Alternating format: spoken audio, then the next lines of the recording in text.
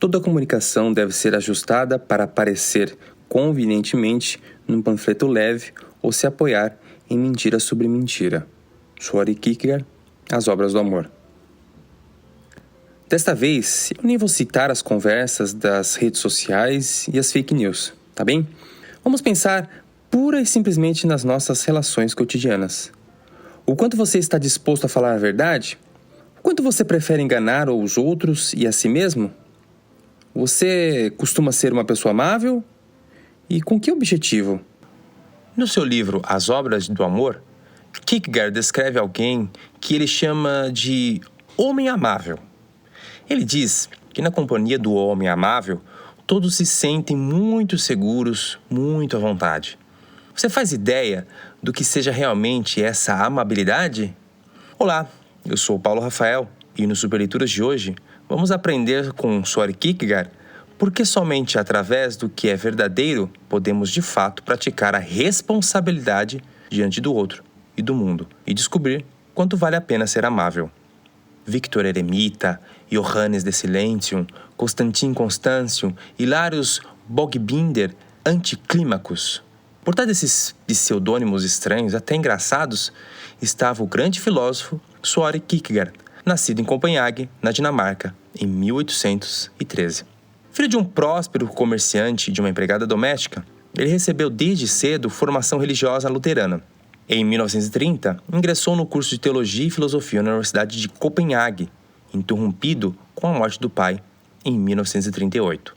Alguns biógrafos sustentam que os pseudônimos de Kierkegaard eram parte do seu método filosófico, pois cada um desses autores conversava entre si e tinham pontos de vista diferentes. Já outros estudiosos da obra dizem que possivelmente Kierkegaard fazia isso para se proteger de brigas com o bispo da igreja luterana. Ué, mas por quê? Ele não era cristão? Só que mesmo assim, ele fazia críticas inflamadas à vivência dos cristãos de sua época.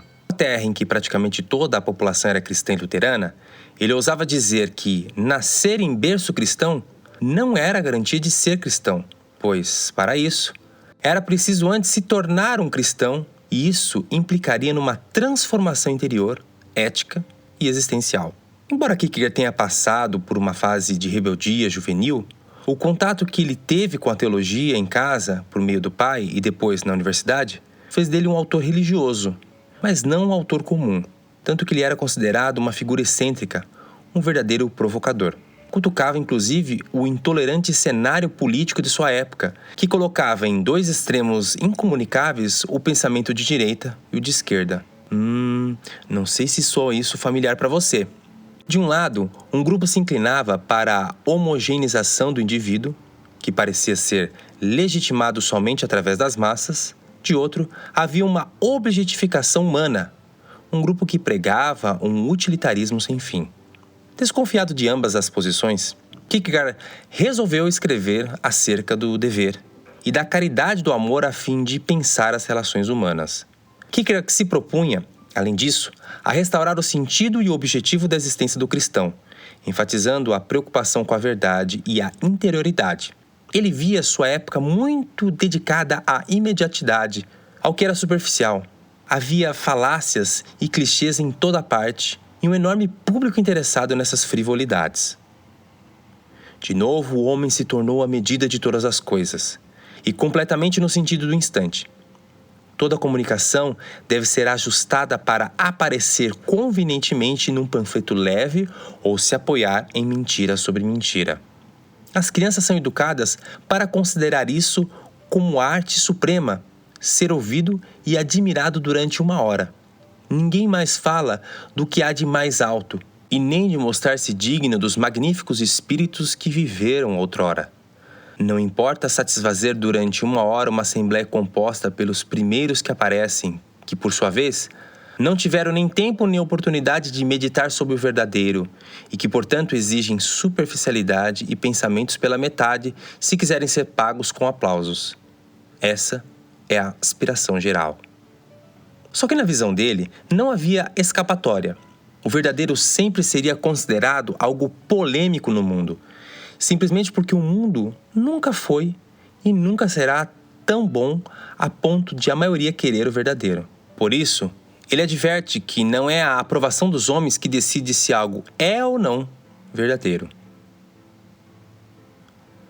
É bastante fácil obter vantagens terrenas e, o que é o mais lamentável, conquistar o aplauso das pessoas anunciando todo tipo de falsidades.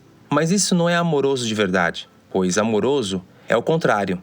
No amor pela verdade e pelos seres humanos, dispor-se a fazer qualquer sacrifício para anunciar o que é verdadeiro. E, em contrapartida, não querer sacrificar a mínima parcela do que é verdadeiro.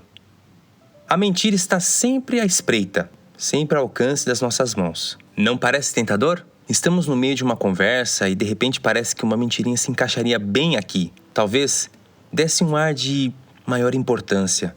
Quem sabe até a gente parecesse mais legal, mais interessante. Acreditamos que é difícil conquistar as coisas na vida, mas não é difícil ser beneficiado pelo mundo. Comprar coisas, ascender socialmente, desde que você não seja verdadeiro. Desde que você sacrifique a verdade. Por exemplo, se você sabe se expressar, se comunica bem, se tem uma aparência confiável, já deve ter notado que é bastante fácil influenciar as pessoas. Isso inclui um bom grau de manipulação. Convencê-las a fazer as coisas do melhor jeito para você, influir no ambiente, direcionar os gestos e as palavras de modo que tudo venha a te beneficiar. Se a gente fica repetindo falácias, sendo agradável o tempo todo, se a gente não tem coragem de expor o que considera certo, é mais fácil conseguir o que queremos, concordam? Só que é justamente para isso que Kierkegaard chama a atenção. Você acha que com isso está expressando a sua verdade no mundo ou está atendendo apenas ao instante imediato? Se fazes alianças, já que essa solidariedade não provém do bem, com alguns outros homens, como uma determinada classe, com uma determinada condição de vida, aí és tentado pelo mundano. Mesmo que isso, aos teus olhos, não venha a significar muito, tu és tentado a fazer acepção de pessoas, comparando-as. Para Kierkegaard, a relação com o outro seria a três, ou seja, eu, a outra pessoa envolvida na relação e Deus. E não haveria espaço para mais nada além desse mandamento. Tu deves amar. Kierkegaard critica ainda o princípio de associação, tão em voga em seu tempo. Por pertencerem a uma mesma diversidade, os homens criam partidos, associações e organizações afins, sem perceberem o perigo dessa atitude. Isso porque o amor ao próximo, na visão de Kierkegaard, possui as feições da eternidade e exatamente por isso combinava tão pouco com tudo aquilo que estava sendo feito e que, digamos, a mundanidade compreendia como digna de aceitação. Hoje, o chamado networking, uma ferramenta muito importante, parece se confundir com a amizade. E aí, as pessoas se aproximam com as outras com base em interesses em comum, já que esperam algo em troca. E por outro lado, quem não pensa como nós não é digno de muita atenção, às vezes nem de respeito. Kierkegaard vai se contrapor a esse e outros tipos de relação, que pressupõem uma escolha e que tem como condição a semelhança. Kierkegaard aponta que o amor de si mesmo e o de predileção estão no mesmo nível. É como se eu pudesse gostar de uma espécie de segundo eu. No fundo, todos compreendemos o que há de mais alto. Uma criança, o mais simples e o mais sábio, todos compreendem o que há de mais elevado. O que faz a diferença é se nós o compreendemos, de modo que agimos de acordo. E não podemos fazer do outro modo. Não podemos deixar de fazê-lo, assim como Lutero, que compreendeu bem de perto o que tinha de fazer, quando dizia: eu não posso fazer de outra maneira. Deus me ajude. Amém. Mas então, o que seria ser verdadeiro na visão kierkegaardiana? Não bastaria evitar a superficialidade do instante e das distrações?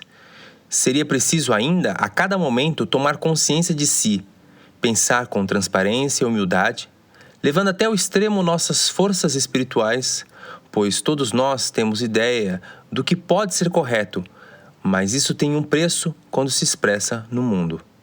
Para Kierkegaard, quando nós temos conhecimento do nosso interior, isso nos leva a tomar consciência e desvendar os nossos olhos para a verdade. no seu livro As Obras do Amor, fala que a perfeição do amor de Deus estabelece no homem o jeito de conhecer o seu eu, mas muitas vezes isso é eclipsado pelo mundo, que nos impede a regredir seguindo um padrão ilusório de afetos. Assim, entende-se que a verdade é precedida da individualização, ou seja, conhecer-se para entender o nosso interior a partir do ato de refletirmos. Só assim encontraremos a verdade e seríamos verdadeiros, além das aparências e opiniões.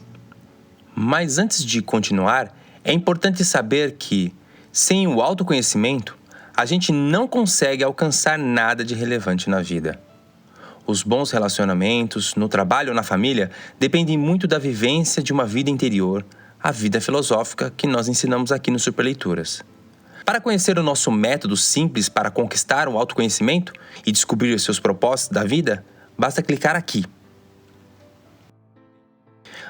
Mas agora vamos dar um pulinho de volta lá no começo do nosso vídeo, quando falamos sobre o homem amável proposto por Kierkegaard. Infelizmente, não temos uma boa notícia para você. O homem do qual fala o filósofo é o famoso malandro. Isso mesmo, Kierkegaard utiliza-se da sua famosa ironia. A respeito dessa pessoa reprovável, Kierkegaard diz que alguém que conhece todas as desculpas e escapatórias, sabe como negociar e regatear, é aquele tipo mentiroso, escorregadio, sinuoso, que tudo silencia ou alardeia para conseguir se beneficiar. O homem amável está sempre manipulando as coisas de modo a obter benefícios em suas trapaças, mas que, pasmem, por isso mesmo, tem muitos amigos. Afinal, através dele, muita gente organiza a vida de maneira vantajosa, pois ele conhece os expedientes e as pessoas certas para explorar. E quem não quer um amigo desses, não é mesmo? Bem, aqui no Superleitura saiba o que a gente não quer não, viu? Aqui a gente não é amável, pelo menos não nessa concepção kierkegaardiana. Pelo contrário, a gente fala mesmo o que tem que ser dito, doa quem doer, mas sempre visando o bem. Curta e compartilhe este vídeo e se inscreva no canal, porque a gente quer a sua companhia e não desse tipo de homem amável. clique aqui para colocar a filosofia como estilo de vida e se tornar uma verdadeira potência, destravando os seus dons e não sendo um sujeito massificado, mas autêntico. Um grande abraço e até breve.